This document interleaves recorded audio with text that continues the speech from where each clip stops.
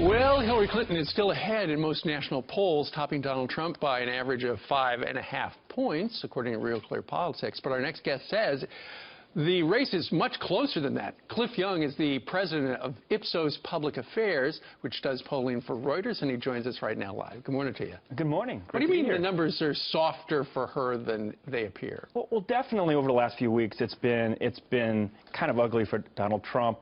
He's down between 5 and 8 points. That's really indicative of his relative performance.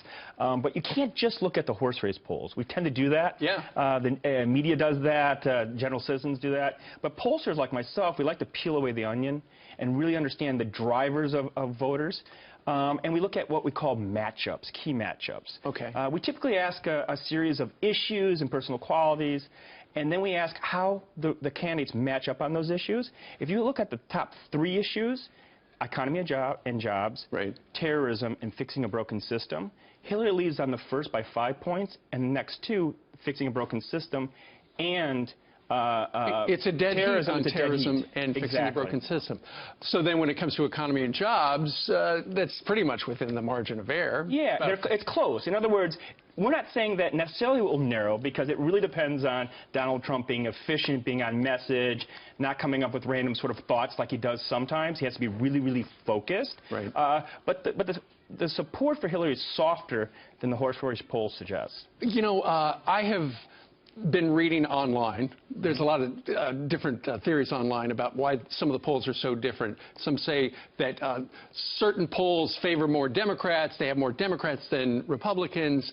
When you put together a poll, you probably try to figure out what America looks like demographically according to the parties, right? Yeah, of course. And so what we want to be is representative of the general population. And right now, does it lean more to the left or the right? The general population leans more to the left, but those who vote, it typically is split down the middle. Okay. Those who show up on Election Day. All right.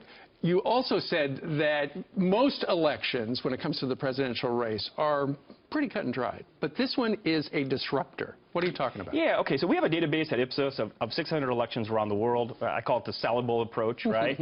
And about 85% of all elections are slam dunks. We know what's going to happen. More of the same, throw the bums out.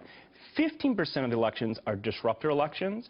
Past is not prologue. It's difficult to predict. And typically the population is fearful, angry. They believe the system is rigged against people like them. They don't trust politicians. And this is that sort of election. And indeed, that's why Donald Trump won in the primaries. That's why Bernie Sanders did so well. It typically favors an anti-establishment candidate, but we'll see, right? Okay, a disruptor election. So, in other words, right now, you can't tell who's going to win. Yeah, it's difficult to say. We'll know a couple weeks out, but right now it's difficult. All right, Cliff, thank you very much for joining us today. Thank you.